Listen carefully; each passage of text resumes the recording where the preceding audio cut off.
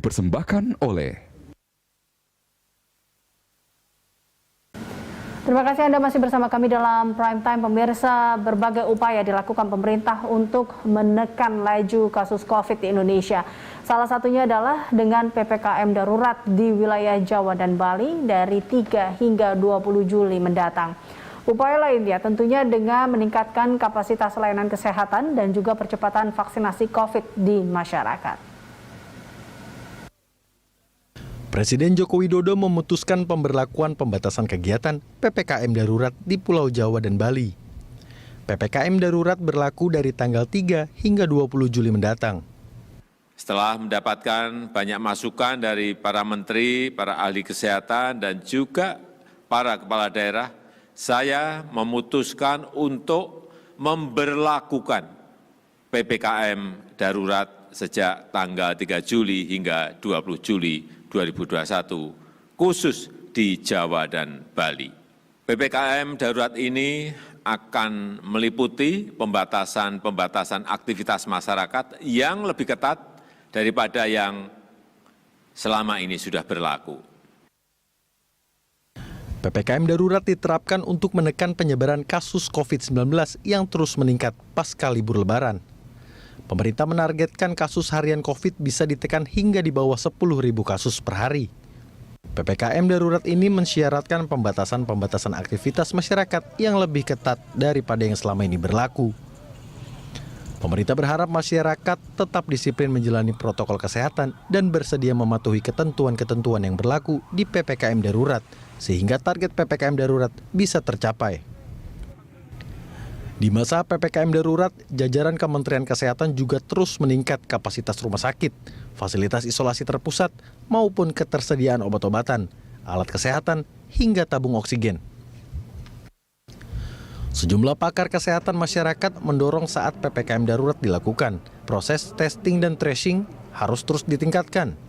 Begitu juga dengan vaksinasi yang harus dilakukan secepat mungkin untuk mencapai herd immunity. Akhir Juni lalu, pemerintah telah berhasil memenuhi target 1 juta vaksinasi per hari. Seolah tidak puas dengan capaian vaksinasi tersebut, Presiden Joko Widodo terus meminta agar target vaksinasi COVID ke masyarakat digandakan di pekan-pekan mendatang.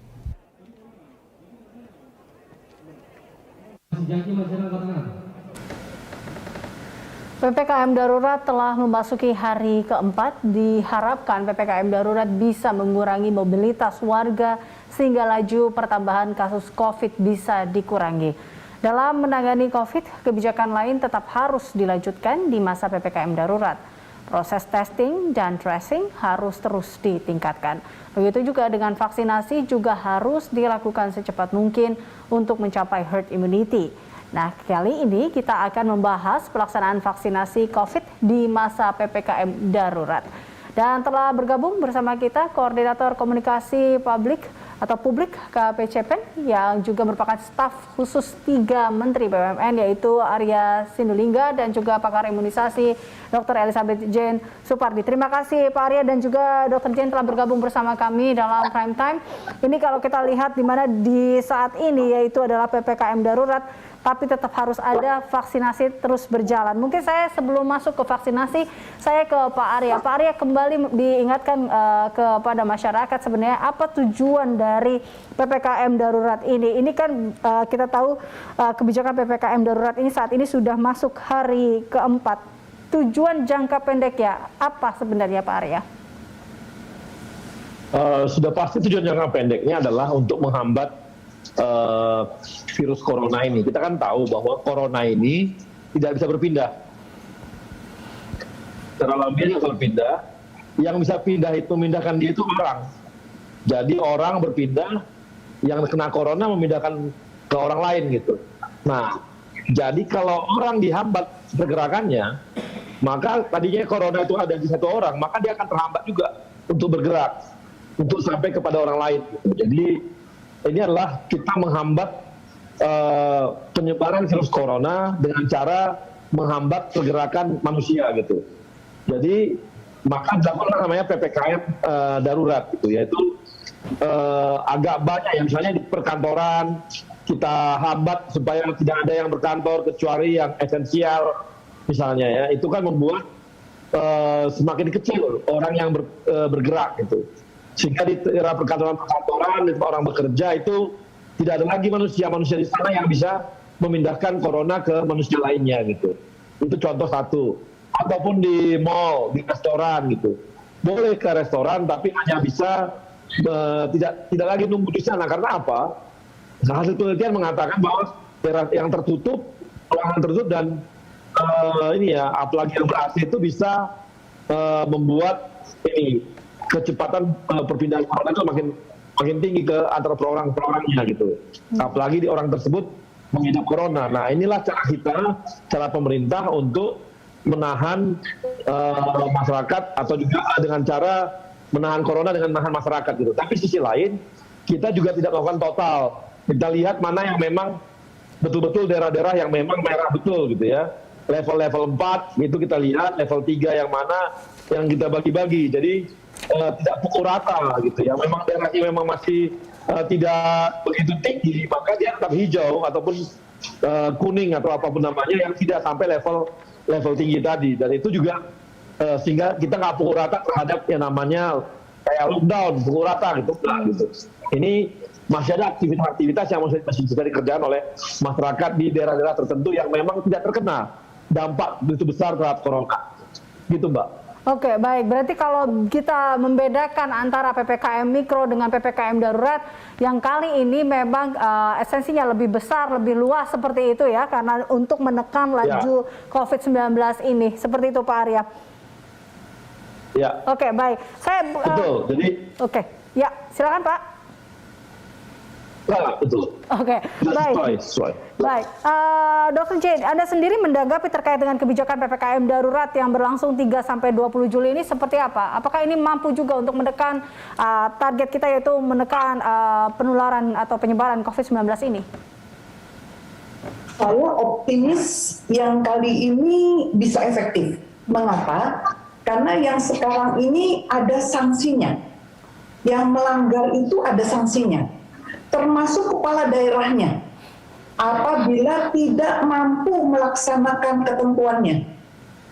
Jadi ini ada ketentuannya ini, agak berbeda ya. Di mana saat ini pemerintah dalam hal ini adalah misalnya puskesmas itu wajib kalau ada satu suspek harus cari minimal 15 kontak, itu harus wajib, tidak bisa ditawar.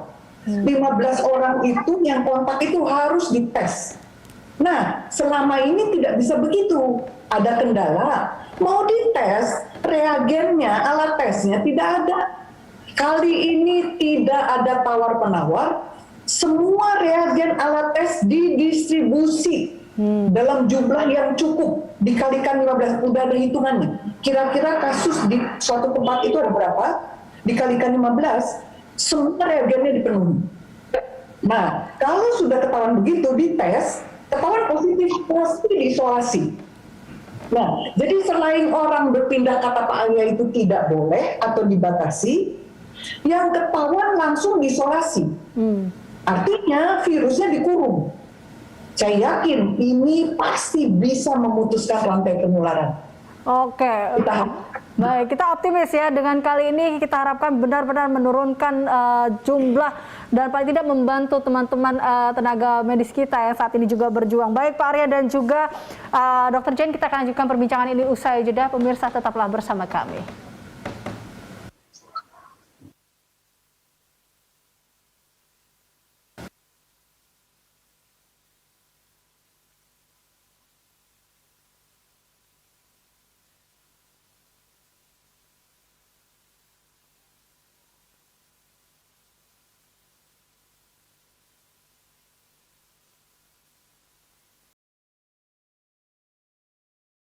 Kembali bersama kami dan kita masih bersama Bapak Arya Sinulinga dan juga Dr. Jane. Saya kembali ke Pak Arya, kita lihat bahwa saat ini kita memiliki target untuk tetap menjalankan vaksinasi. Bahkan ada target 70% warga vaksinasi corona diberikan untuk daerah PPKM darurat atau di saat PPKM darurat ini. Pak Arya, selama PPKM darurat ini apakah ada perubahan teknis kah terkait dengan vaksinasi atau seperti apa Pak Arya? Sebenarnya secara teknis nggak begitu banyak berubah ya, karena orang yang mau divaksin tetap bisa datang ke puskesmas, akan dihalang-halangi. Kemudian ke lokasi-lokasi tempat vaksinasi tetap dibuka juga, jadi nggak ada dihalangi. Malah kita sekarang ini nge-push, karena salah satu cara kita untuk di samping 3M ya, prokes 3M, kita juga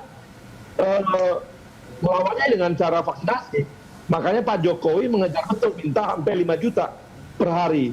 Kemarin 1,3 juta sudah tercapai. Nah sekarang bagaimana kita konsisten di 1 juta, nanti naik lagi sampai 2 juta, terus naik lagi sampai 3 juta, sampai 5 juta. Nah ini yang lagi dilakukan.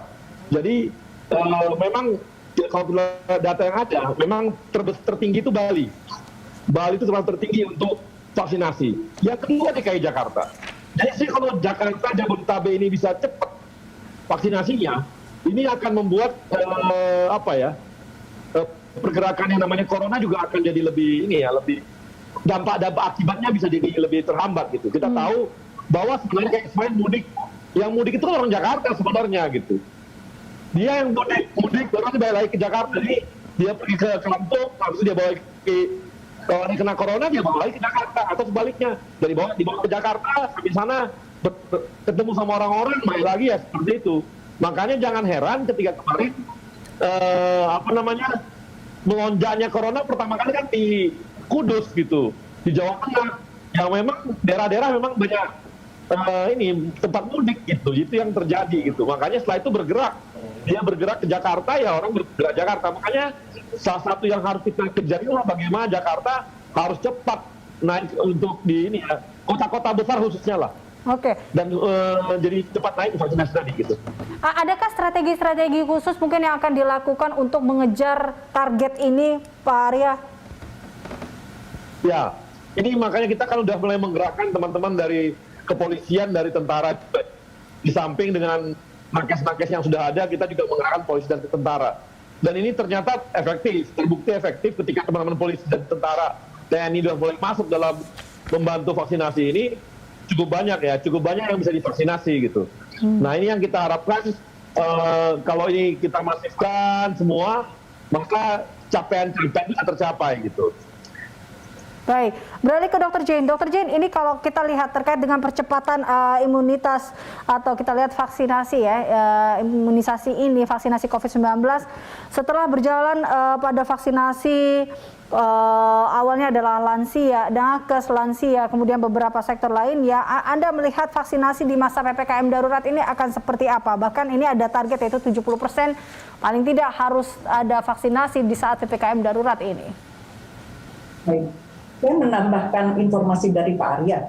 Jadi khusus di 124 kabupaten kota di 7 provinsi, 6 di Pulau Jawa ditambah Provinsi Bali itu 7 provinsi, 124 kabupaten kota itu kena PPKM darurat. Nah, di tempat ini yang diimunisasi itu dari umur 12 ke atas. 12 ke atas, jadi lebih banyak. Vaksinnya juga dikirim ke sana, Sinovac ya. Kalau 12 sampai 17 itu Sinovac. Yang 18 ke atas macam-macam. Ada Sinovac, ada AstraZeneca.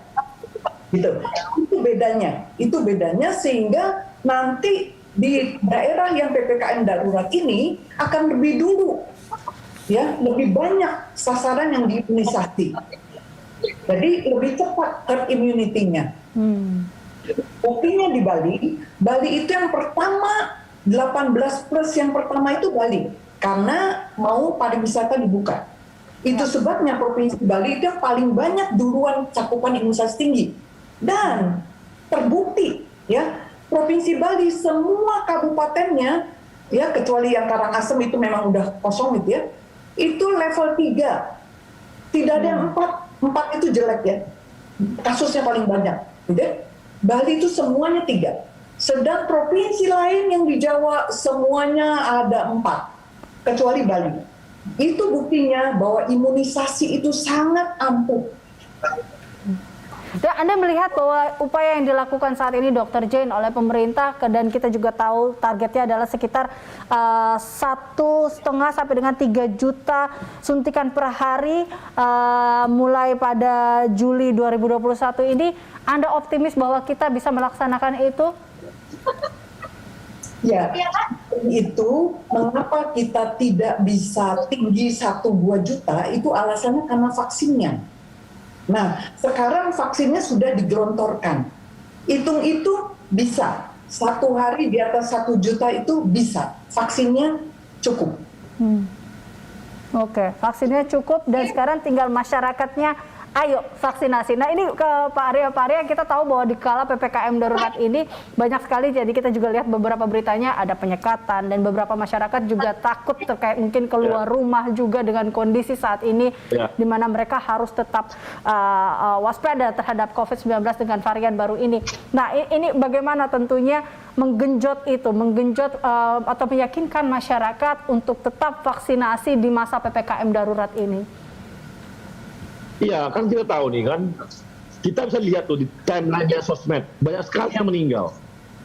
Harusnya ini menjadi ketakutan kita ya, bahwa ini kalau kita nggak divaksin, kematian itu sangat dekat di depan mata kita gitu. Apalagi sekarang yang kena corona itu udah orang-orang yang kita kenal semua. Dulu kan orang jauh, sekarang udah sangat dekat sama kita. Orang-orang di sekitar kita yang udah kena corona. Artinya corona itu udah dekat sama kita kan, kita nggak tahu setiap orang itu efeknya beda-beda. Bisa ada yang biasa, tapi ada juga yang meninggal dan kita nggak tahu ketika belum kena, kita nggak tahu akibatnya apa gitu. Nah, daripada kita gambling, nggak tahu apa akibat sama kita, bisa ada dan paling parah adalah kematian. Pilihannya cuma satu, vaksinasi. Vaksin itu harus dikejar benar. Apalagi seperti sekarang di Jakarta, itu sampai 12 sampai semua kan sudah bisa vaksin, nggak ada lagi batasan. Ini vaksin, kita cuma di Amerika dibuktikan rata-rata yang meninggal itu adalah orang yang nggak divaksin. 95,5% yang meninggal itu adalah orang-orang yang nggak divaksin ketika kena corona. Itu udah penelitiannya udah jelas, angkanya nggak bisa bohong. Orang bisa kena corona setelah divaksin, tapi bisa menghambat sampai level kematiannya bisa terhambat gitu. Bukannya nggak ada kematian, tapi paling tidak itu meminimalisir. Daripada kita nggak ada sama sekali perlindungan gitu, ya divaksin. Gitu. Baik, kita akan lanjutkan perbincangan ini, Pak Arya dan juga Dr. Jane usai jeda. Pemirsa tetaplah bersama kami. Pak Arya dan juga Dr. Jane, saya kembali ke Dr. Jane menanggapi apa yang dikatakan oleh Pak Arya sebelumnya bahwa vaksinasi ini cukup penting, bahkan tadi Anda juga memaparkan data juga terkait dengan pentingnya imunisasi ini. Lalu hal pokok apa yang sebenarnya harus dilakukan tentunya oleh masyarakat dalam pelaksanaan PPKM darurat ini, mengingat juga ada khawatir untuk keluar tapi kita tetap harus vaksinasi di masa PPKM darurat ini. Ya. Jadi saat ini sudah banyak kemudahan ya. Jadi kalau dulu kita berusaha untuk daftar lalu tidak bisa diimunisasi. Saat ini sangat membantu ya. Kita tidak bisa daftar, kita datang ke lokasi, kita bawa KTP, itu akan dilayani, akan dibantu. Jadi jangan khawatir seperti itu pertama. Yang kedua, saat ini penularannya itu lebih banyak di dalam rumah daripada di luar rumah sebetulnya. Jadi kita hati-hati yang di dalam rumah. Anggota keluarga yang pergi, ya, yang masuk ke rumah itu hati-hati. Dia bisa membawa virus. Bagaimana caranya supaya yang keluar itu tidak terlalu ketemu dekat ya, minimal jaraknya ada atau beda kamar seperti itu, jangan ketemu, jangan makan bersama. Karena biasanya satu rumah semua langsung satu saja, satu rumah semuanya kena. Jadi itu sekarang modelnya sudah seperti itu, penularannya di dalam rumah. Demikian. Oke, baik. Lalu apa mesti yang harus dilakukan juga sih oleh pemerintah menurut Anda, Dr. Jane, dalam PPKM darurat ini agar bisa secara signifikan kita menekan laju penularan COVID-19 ini menurut Anda, Dr. Jane? Ya, yang tadi ya, kita batasi betul untuk keluar rumah itu kita batasi betul ya, karena virus itu sebetulnya ya kalau semua orang diam di tempat dia akan mati sendiri. Dia akan masuk ke tubuh seseorang, dia sudah habis di situ, dia akan keluar mencari sasaran baru. Tidak ketemu sasaran baru dia akan mati. Nah, jadi kalau sebagian besar orang coba ya dalam waktu kira-kira 2 minggu coba tidak kemana-mana, sudah pasti virus itu akan mati. Jadi kalau masih berpikir seperti itu, kalau tidak sangat terpaksa, Ya, kalaupun terpaksa pakai masker harus double, ya. Oke, Demikian. baik. Itu adalah imbauan dari Dr. Jane ya. Bagaimana dengan Pak Arya terakhir closing statement dari Anda? Ya, ini kita harus benar-benar manut sama pemerintah lah ya. Kita nurut, kita di rumah, jangan kemana-mana gitu ya. Dan tahan diri kecuali sangat penting. Kemudian kalau ada fasilitas vaksinasi, datanglah untuk vaksin. Karena itulah cara kita untuk menyelamatkan diri kita secara ilmiah gitu. Jadi inilah pilihan kita. Jadi jangan takut divaksin, jangan ragu untuk divaksin karena dengan itulah kita bisa selamat. Baik, jangan ragu untuk divaksin meski itu adalah masih di saat PPKM darurat. Mari vaksin atau kita sukseskan vaksinasi COVID-19 ini. Terima kasih Dr. Jane, terima kasih Pak Arya telah bergabung bersama kami dalam Prime Time.